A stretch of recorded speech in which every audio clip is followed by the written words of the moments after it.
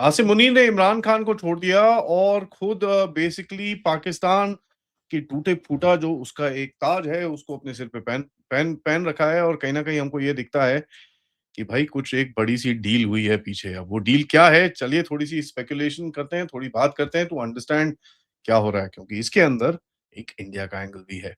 नमस्कार, जय हिंद, जय Bharat and welcome to Deaf Talks. This is Adi Achint. Pakistan में मिलिट्री रीसेट हुआ है इस टाइम पे और कल रात को देखेंगे 27th कॉन्स्टिट्यूशनल अमेंडमेंट इन लोगों ने पास करके बेसिकली आसिम मुनीर के सिर पे पाकिस्तान का ताज पहना दिया है। और पाकिस्तान का ताज ऐसा पहना है जहां पर देखिए लेजिस्लेशन पास हुआ जहां पर लॉ मेकर्स और ये लोग काफी सारे वहां पर चले गए वहां से।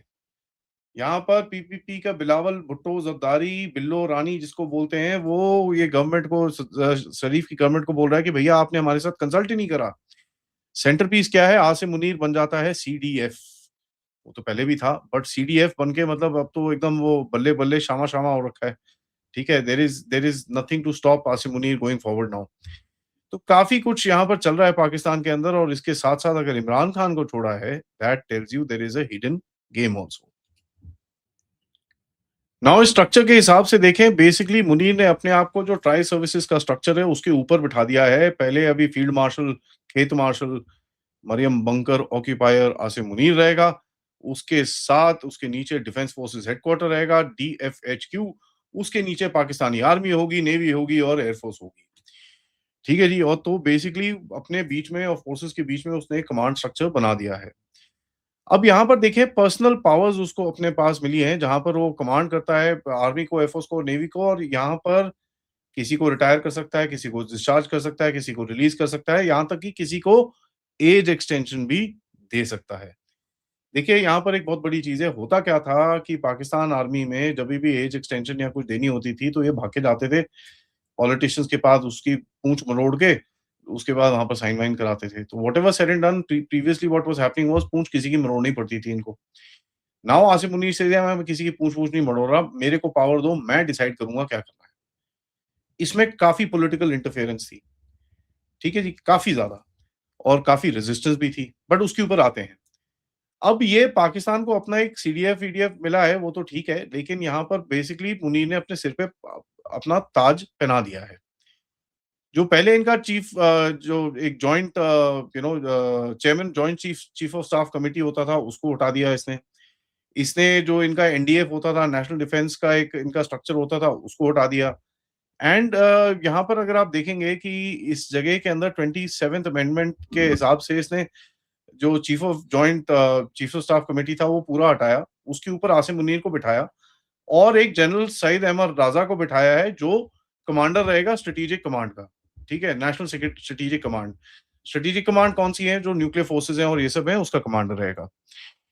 ठीक है, सो आमिर राजा है। आमिर राजा बड़ा इनका इसका क्लोज है और डायरेक्टली इसको लेफ्टिनेंट जनरल से सीधा 4 स्टार बनाया है इसने। मेरे हिसाब से this guy will be the contender जो इसको यहाँ से भगाएगा आसिम मुनीर को। बट एनी केस पाकिस्तान में हमेशा ऐसे ही होता है। तो first commander national strategic command बनाया है और अगर आप देखेंगे सीधा आसिम मुनीर को ही रिपोर्ट करेगा। नाउ यहाँ पर देखिए उसको जो 4 सितारा जनरल बनाया है उसके अंदर भी काफी थोड़ा ये चल रहा है कि भैया ऐसे कैसे बना दिया, ये कैसे हो गया। क्योंकि देखिए जहां पर भी जब ऐसे प्रमोशंस होती है ना ऑफ टाइम, तो बाकी जो लेफ्टिनेंट जनरल बैठे हैं वो भी देख रहे हैं यार ये क्या हो रहा है। ठीक है जी, ये क्या हो रहा है।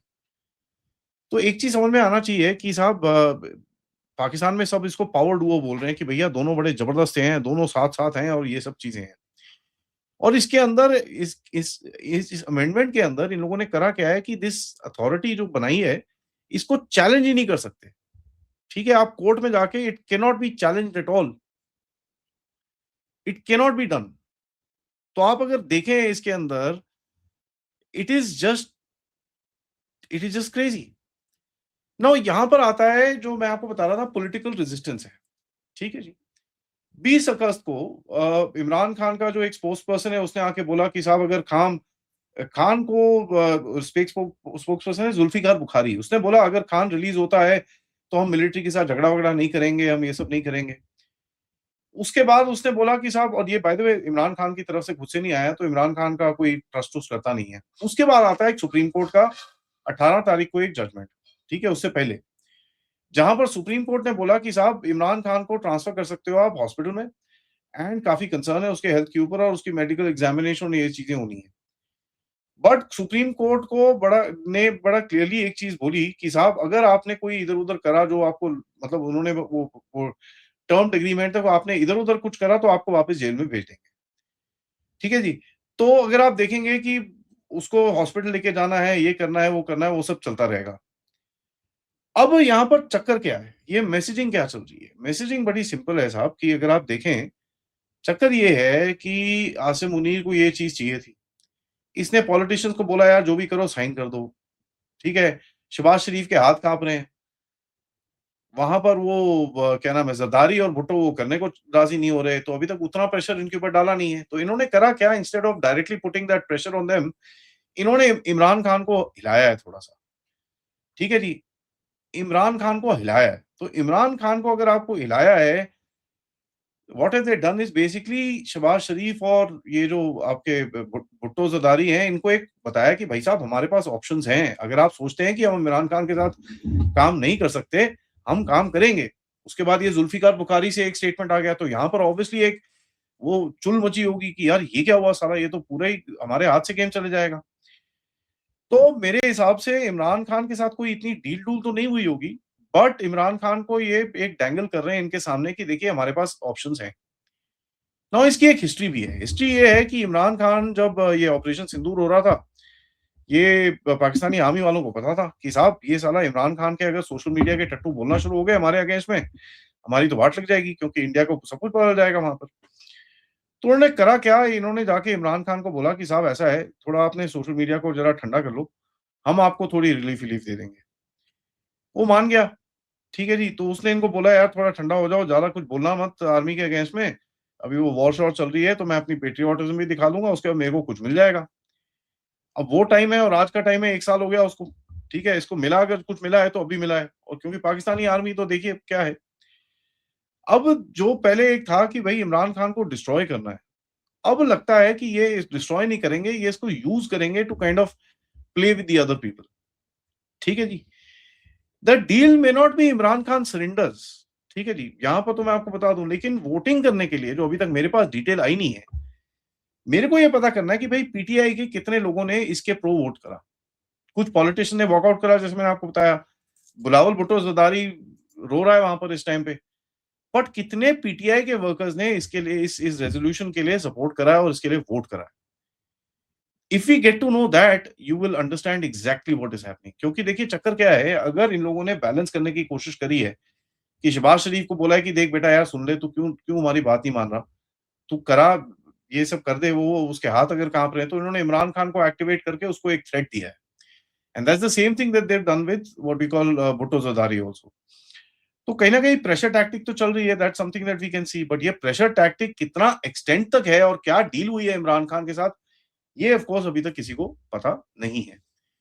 नाउ देखिए यहाँ पर ये जो इसने कमांड चेंज करी और ये सब चीज़ें करी, इसको आप कनेक्ट करें भारत के साथ जो एस्केलेशन चल रही है इस टाइम पे, उसके साथ अगर कनेक्ट करें तो आपको दिखता है कि there is some sort of a game that this guy is trying to play.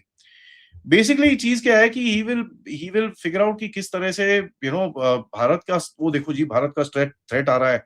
ये ऑपरेशन सिंदूर दोबारा बोल रहे हैं, ये कर रहे हैं, वो कर रहे हैं, तो चाइना से जहाज़ आ रहे हैं जी, टर्की से जहाज़ आ रहे हैं जी, ये हो रहा है जी, वो हो रहा है जी। They are trying to create that paradigm और एक स्ट्रक्चर बनाने की कोशिश कर रहे हैं जहाँ पर दे आर शोकेसिंग कि एक बहुत बड़ा थ्रेट है इनके ऊपर।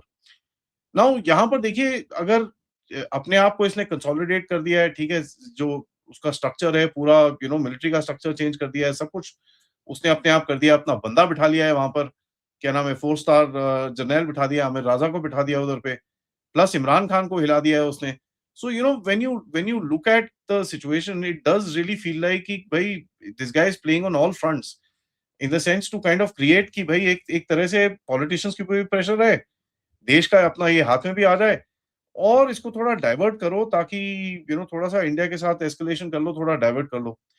चक्कर क्या हुआ पाकिस्तान का भई इंडिया के साथ एस्केलेशन करने की तो आपने सोची, बट वो एस्केलेशन उल्टा पड़ गया बिकॉज़ दे डिडन्ट रियलाइज़ कि इंडिया के पास ये सर्जियो गौर वाला कार्ड था। नाउ ये जो सर्जियो गौर वाला कार्ड आया ये बड़ा जोर से चुभा है इनको। ऑब्वियसली आफ्टर द ऑपरेशन सिंदूर की जो डॉक्यूमेंट्री आई, ये आया, उसके बाद ये बहुत रोए हैं। तो यू सीन उन्होंने एक एस्केलेशन लेवल भी क्रॉस करी जब अब वो एम्बेसी के ये सब जो एक्शंस हुए हैं। एंड होता क्या है, ये सिचुएशंस एक स्पाइरल होती है। एक बार ये रोल होना शुरू हो जाए, where does it go? It's very difficult to kind of figure out after that. तो that's why we are saying कि भाई इंडिया का भी ये क्या ये काम डाउन होता है कि नहीं होता, किस तरह से ये आगे चलेगा, ये तो टाइम ही बताएगा आपको। Because there is some heat which is suddenly built up in the entire region. Having said that, इसने अपना जो काम करना था, अपने आप को एक अंधों का काना काना राजा बनाना था, भिखारियों का बादशाह बनना था, वो बन चुका है। Thank you so much for watching. Video को लाइक करिए, सब्सक्राइब करिए and share this with your friends and families. End of course अगर आप इस चैनल के साथ सपोर्ट या कंट्रीब्यूट करना चाहें, प्लीज़ यूज़ द क्यूआर या फिर पेपैल या फिर सुपर स्टिकर, सुपर चैट्स। मिलते हैं थोड़ी देर में लवीना जी के साथ, जहाँ पर थोड़े आपको नए-नए जूसी जूसी टारगेट्स दिखाएँगे हम पाकिस्तान के अंदर। नमस्कार, जय हिंद, जय भारत।